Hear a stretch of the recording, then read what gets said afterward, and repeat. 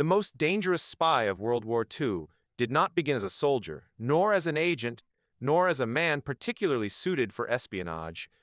He was, in fact, the opposite, a simple Spaniard, a man with no military experience, no government connections, no formal training, no political power. His real name was Juan Pujol García, a man who disliked both fascism and communism, who wanted nothing but a peaceful life. But destiny does not ask permission, and war has a way of finding even those who want nothing to do with it. By 1940, Europe burned. France had fallen. Britain stood alone. Germany's power grew with every passing week. Juan watched from a distance as the world collapsed, as civilians suffered, as dictators rose. He made a decision that would shape the course of the entire war. I will do something, no matter how small, to stop Hitler. He had no weapons, no training, no resources.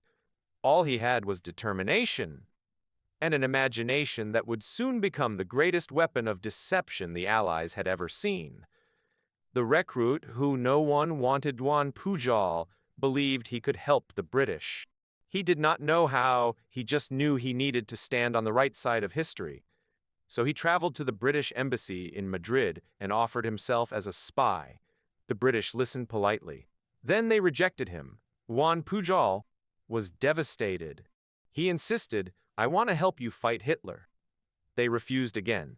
He didn't fit the profile. He had no intelligence background, no espionage skills, no connections in Germany. He was nobody, a ghost in the political world. And so he left the embassy, but not defeated. He said to himself, "If they will not hire me, then I will hire myself." Becoming a self-made spy, Juan Pujol made a dangerous, insane decision. He would become a spy on his own, without permission from any government. And he would infiltrate the most dangerous intelligence organization on Earth, the Abwehr, Nazi Germany's military intelligence. His plan was simple: pretend he supported Nazi Germany, offer to spy on Britain for them, gain their trust, feed them information, but ensure everything he gave them was false. He wanted to become a double agent, but he had no backing from Britain yet. He would do this alone. Entering the wolf's mouth, Juan forged documents. He invented a story about being a Spanish official sympathetic to Germany. He bought a fake diplomatic passport. Then he walked into the German embassy in Madrid and offered to spy on the United Kingdom.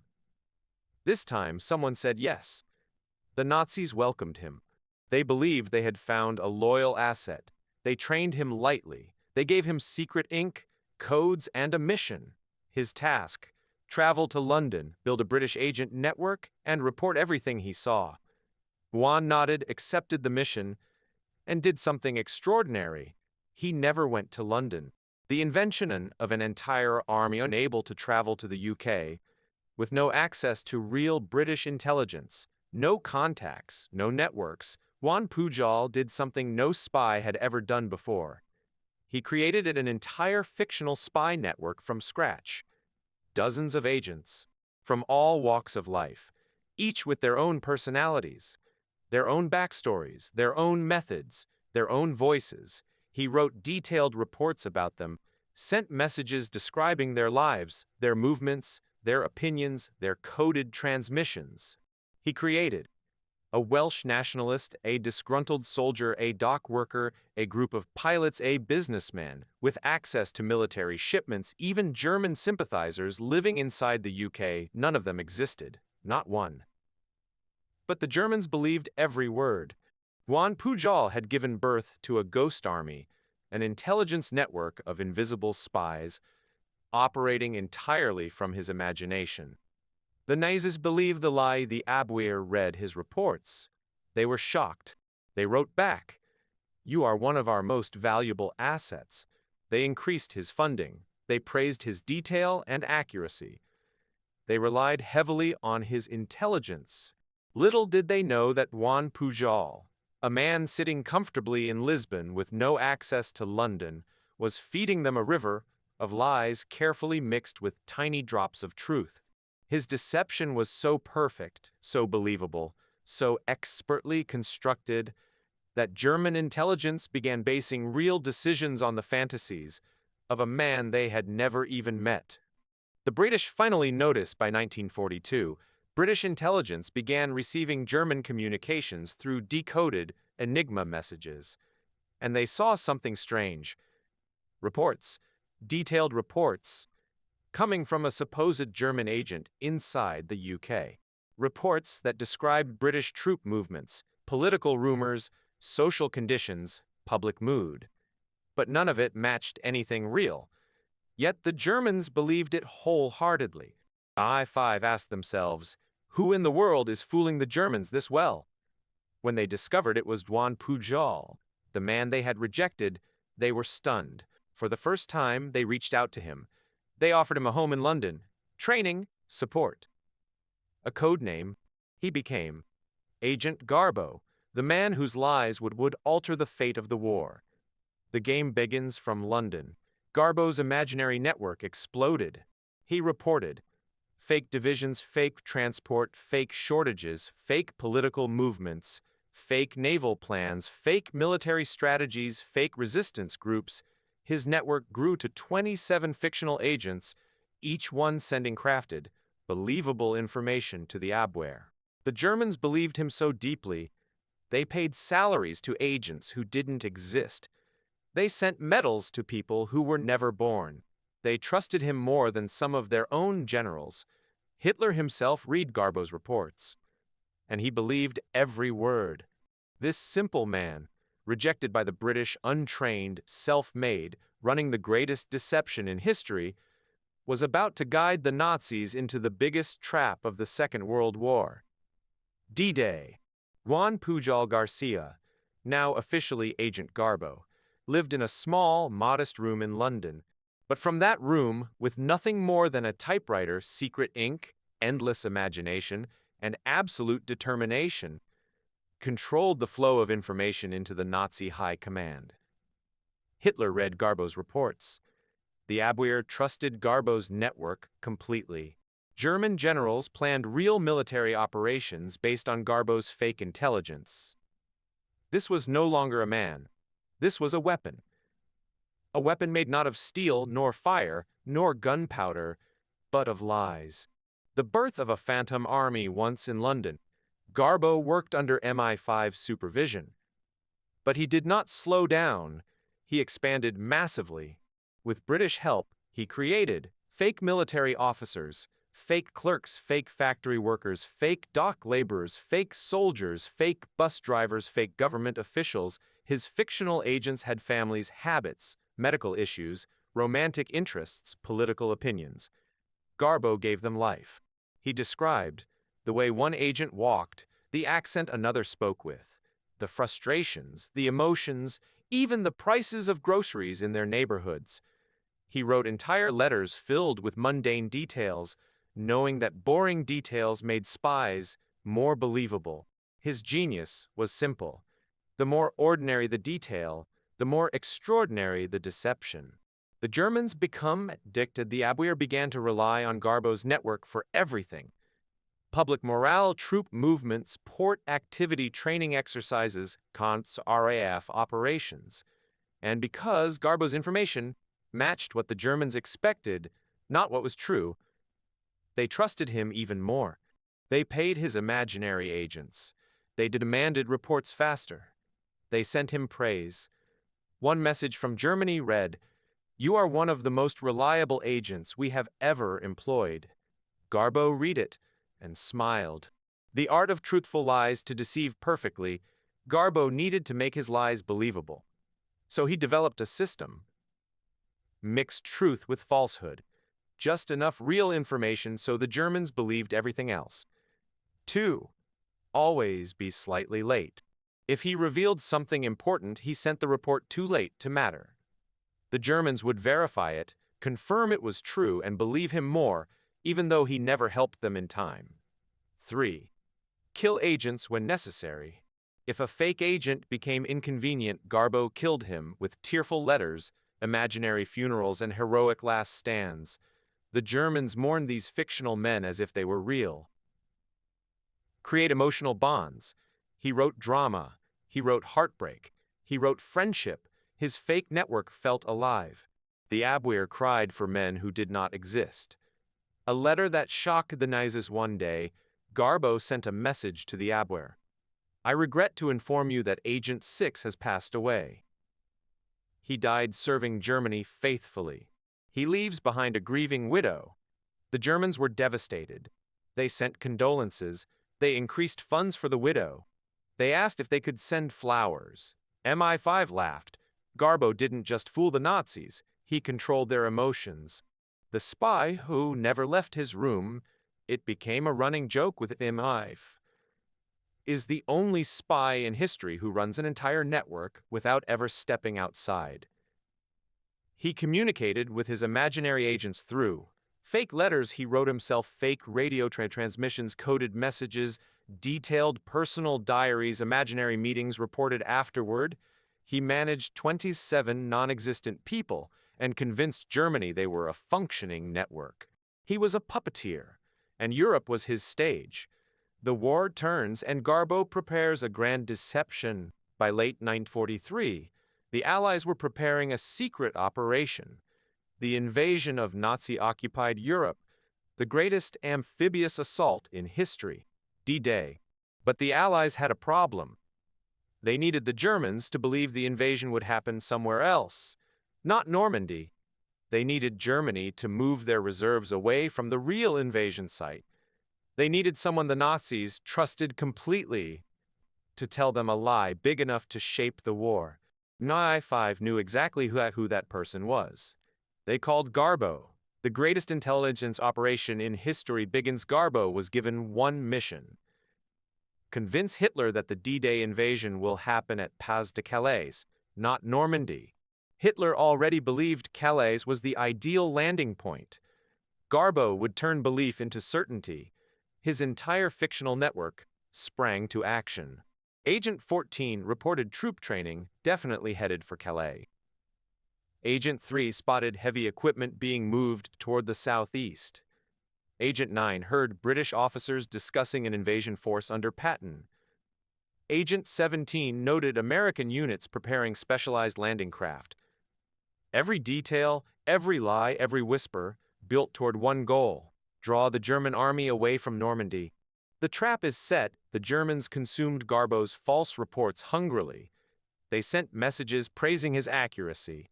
They said he was vital to the future of the Reich. They sent him money, medals, and coded instructions. Garbo had them wrapped around his finger.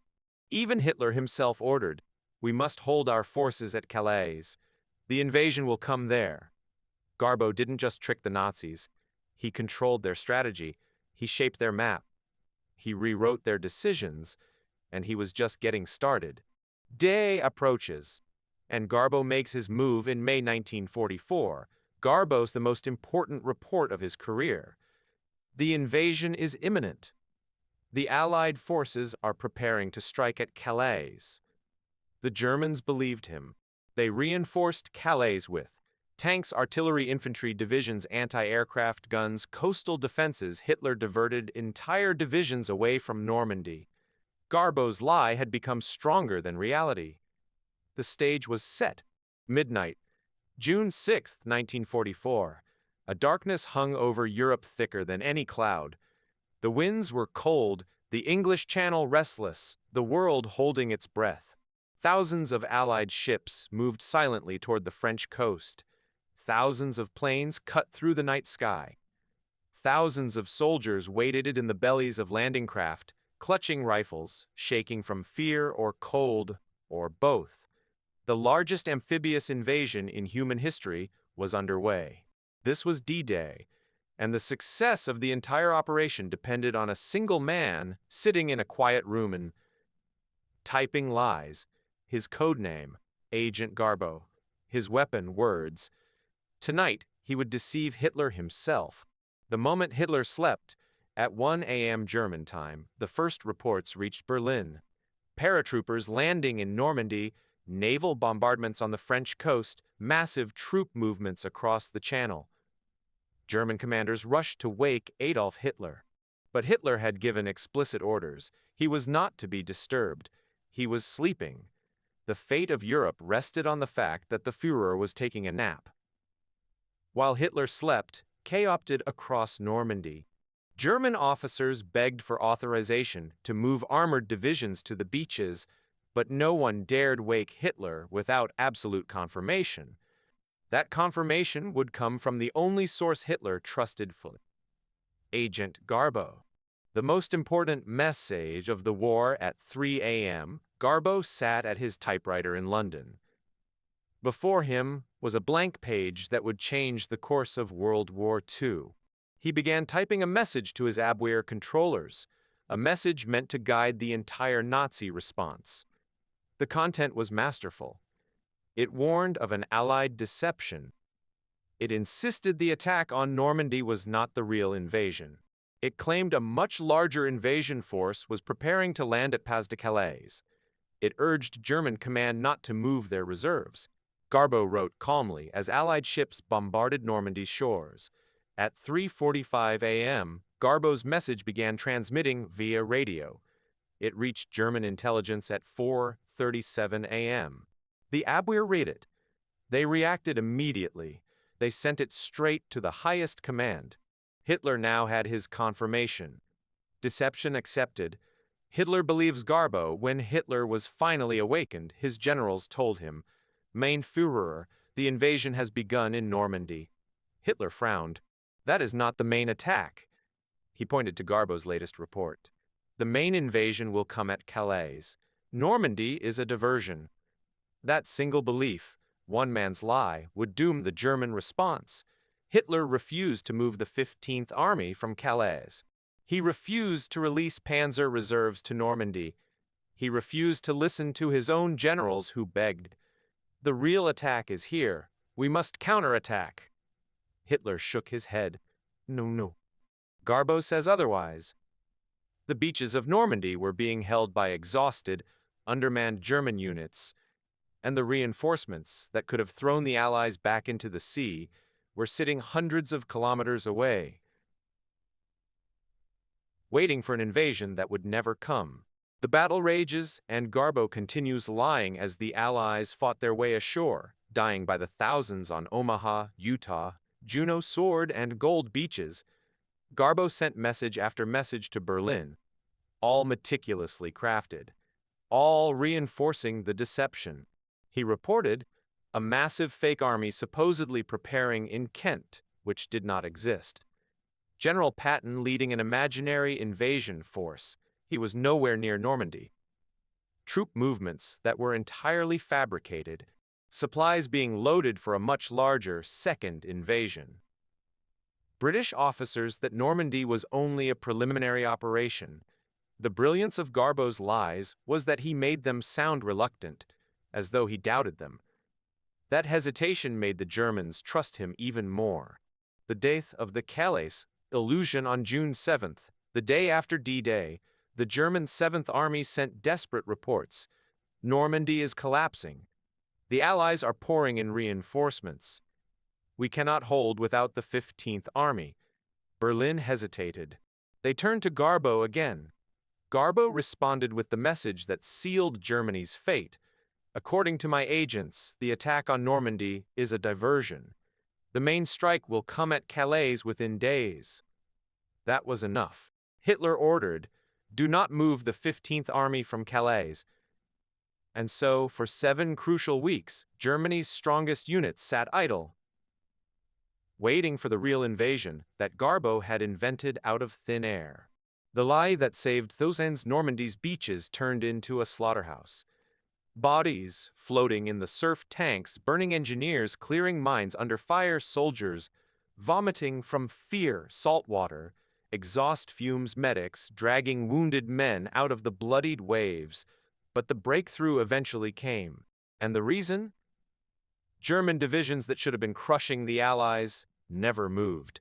They waited at Calais because Garbo told them to. When Allied commanders learned that Hitler was still expecting a second invasion weeks after Normandy, they were stunned. General Eisenhower said, "Garbo is worth an entire army to us." He wasn't exaggerating. Garbo's deception saved tens of thousands of Allied lives. It ensured the success of D-Day. It accelerated the fall of Nazi Germany, and still, the Germans trusted him. Garbo receives Germany's highest honor in July 1944. The Germans awarded Agent Garbo the Iron Cross, second class, personally approved by Adolf Hitler, a medal given to a man whose lies helped destroy Hitler's empire. No other double agent in history had ever received such an honor from the very man he was destroying. Garbo hid the medal in a drawer. He had no use for it. The Nazis still believed the lie, even after the Allies pushed deep into France, after Paris was liberated, after German lines were collapsing. The Nazis believed Garbo's fictional army in southeast England was preparing to strike Calais. Garbo kept the illusion alive until the very end. He sent messages saying, "Patton's army is still preparing. Supplies are still arriving. The invasion will come soon." The Germans believed him until autumn. By then, it was far too late. The Reich was dying, and Garbo had played a bigger role in its fall than any soldier on any battlefield. By late 1944, the walls of the Third Reich were closing in. The Allies were advancing from the west. The Soviets were crushing through the east. German cities were in ruins. The Luftwaffe was a shadow. Their armies were bleeding to death. But deep inside the collapsing Reich, one belief still held strong. Agent Garbo is our most valuable spy. Even as tanks rolled toward Berlin, even as the German command structure crumbled, even as officers burned documents and fled, the Abwehr continued trusting Garbo. His fictional agents received praise. His imaginary army still influenced troop allocations. Garbo had become the last thing the Germans believed in, and he used that trust to squeeze the life out of them until the end. Germany collapses, but they still believe in January 1945. With Berlin preparing for the final battle, Garbo sent one of his last major deceptions. He reported that Patton's army is preparing to invade Norway. This lie caused Germany to keep thousands of desperately needed troops stationed in Scandinavia. Those soldiers never fired a shot. They never defended Berlin. They never helped the collapsing front.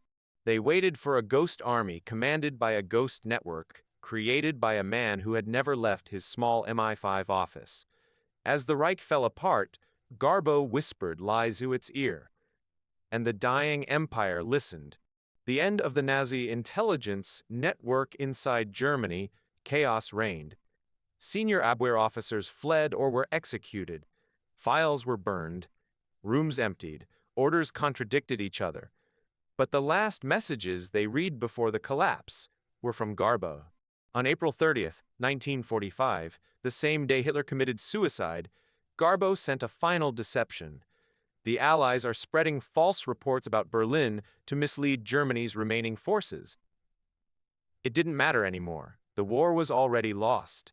But Garbo kept lying until the bitter end. Because ending a lie of this size was almost as dangerous as starting it.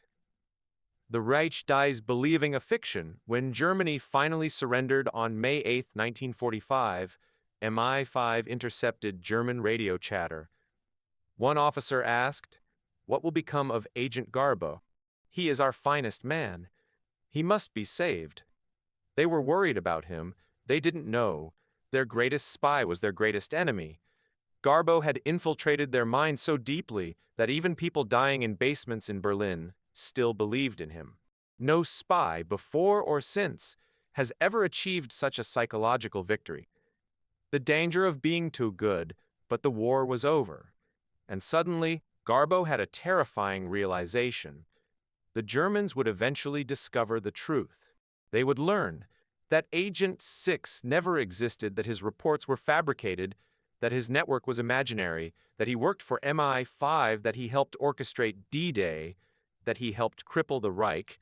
If any surviving Nazi operatives or sympathizers found out that Garbo was actually Juan Pujol García, a Spaniard with no training, they would kill him. And possibly his family, too. MI5 understood the danger immediately. Garbo had done the impossible, but impossible work comes with impossible enemies. They needed to protect him. The Great Vanishing in 1948, 3 years after the war, MI5 executed one final operation: the disappearance of Agent Garbo. They arranged a fake death certificate, a fake burial, fake witness accounts, fake medical reports to the world. The great Agent Garbo died of malaria in Angola. Newspapers printed the story. Former German agents scattered across the world read the obituary. MI5 closed his file. Garbo was gone. The reality: Garbo lives again, but the truth? He was alive. Quietly, secretly, safely. MI5 gave him a new identity, a new passport, a new biography, a chance at a new life. Garbo moved to Venezuela. There, he opened a small bookstore.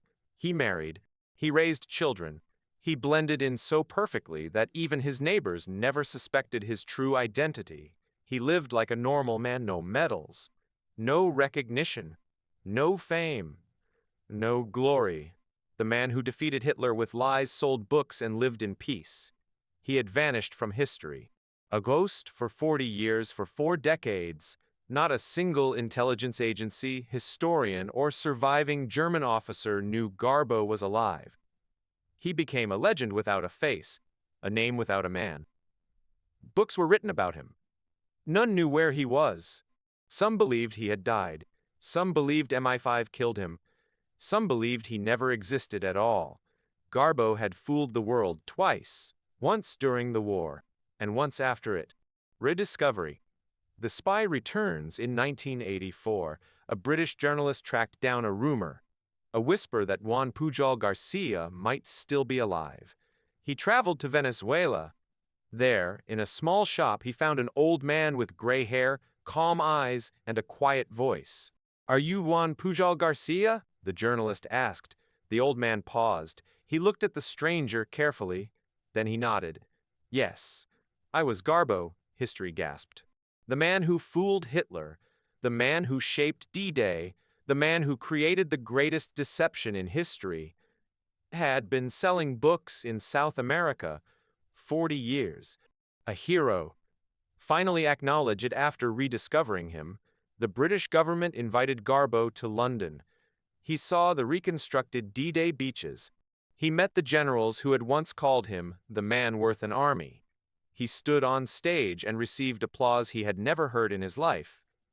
The British awarded him the MBE, Member of the Order of the British Empire. He already had the Iron Cross awarded by Hitler himself. Garbo became the only man in history to receive the highest honors from both Germany and the United Kingdom. One for destroying the world and one for saving it. The end of a legend. Juan Pujol García, Agent Garbo, died quietly in 1988. No espionage, no fear, no hiding. Just an old man in Caracas who had once changed history with nothing more than imagination and the courage to act when no one else would. His tombstone reads, "He saved countless lives." But the truth is far greater. He defeated an empire armed only with lies. The war had ended. The guns of Europe had fallen silent. The flags had changed. Armies had gone home, or what was left of them. But something far more subtle and far more significant began to take shape beneath the surface of world politics. A new kind of war, not fought with tanks, not fought with aircraft, not fought with armies. A war fought with information. A war fought in shadows. A war of whispers, lies, codes, misdirection, and perception. A war where Agent Garbo's ghost still walked. For although the man himself had vanished into anonymity, his ideas and philosophy became the blueprint for espionage in the modern world. The age of the double agent. Before Garbo, espionage was simple. Spies collected information. Spies passed messages. Spies observed enemy movements. After Garbo, everything changed.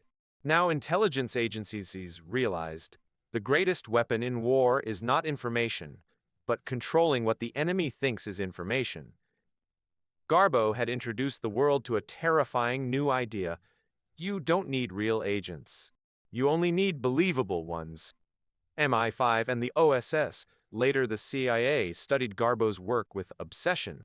They found that his techniques could be applied to psychological warfare, influence operations, propaganda, counterintelligence, political manipulation, destabilizing foreign governments, shaping public opinion. His methods became the foundation of what would later dominate the Cold War. Soviet and American intelligence agencies spent decades trying to create their own Garbo. None succeeded. Not one. The science of deception. Garbo didn't just deceive Germany. He built a methodology, a system that intelligence analysts still study today. These were the pillars of his genius. 1. Build truth around lies. Garbo knew that a lie alone is weak. A lie wrapped in truth becomes unbreakable.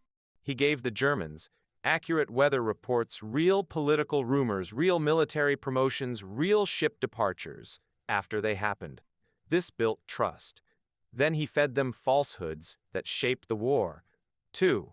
Emotional storytelling works better than facts. Garbo's agents weren't simple information sources.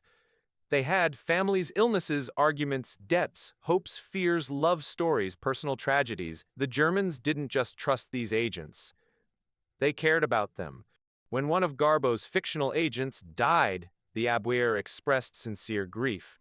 Emotion is more powerful than logic. Garbo understood that deeply. 3. Overwhelm the enemy with too much detail. Garbo wrote reports that were so rich with detail, so human, so thorough, that the Germans never doubted them. He described the exact sound of trains, the smell of docks, political arguments, overheard in pubs, the price eggs conversations with imaginary friends. The Germans didn't have time or resources to verify everything. They accepted his reports as truth. This technique became essential in modern deception. Predict the enemy's thoughts. Garbo studied German psychology. He figured out what they wanted to believe, feared, hoped, expected, misunderstood. Then he fed those expectations back to them. It was not intelligence. It was reverse intelligence. Garbo didn't tell them what was true. He told them what they already believed. And that is why they never questioned him. 5. Control the narrative, not the facts. Garbo's greatest contribution. The enemy doesn't need false information. They need a false worldview. His lies fit into a structure of logic so consistent that Germans stopped doubting anything he said. Modern psychological operations, PSYOPs, still use this principle today. The Cold War owed him everything.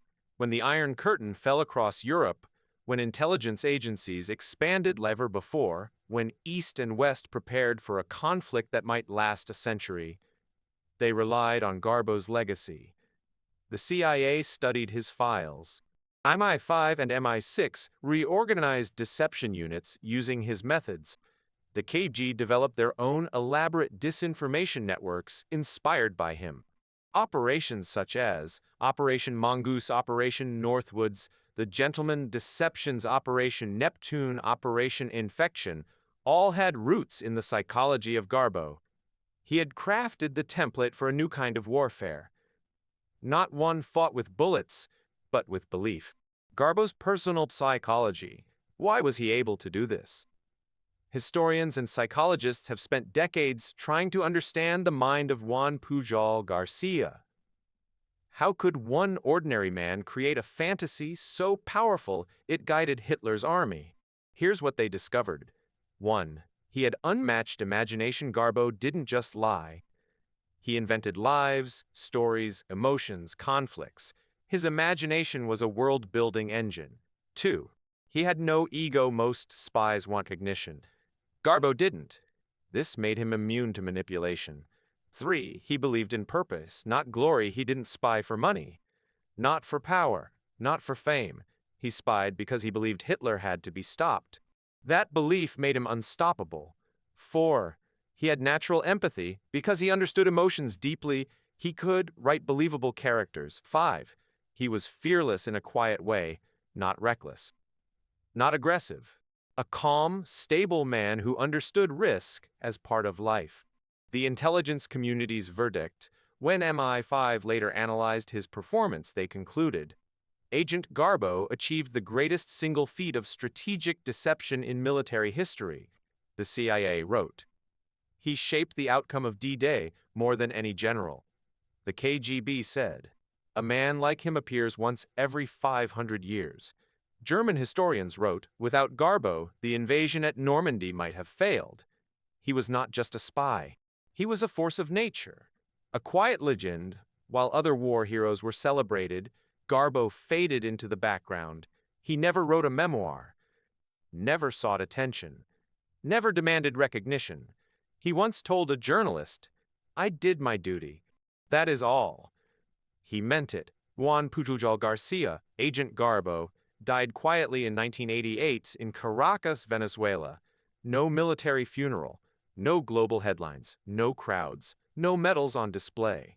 Just a simple ceremony for an old man whom no one in the room realized had once changed the course of human history.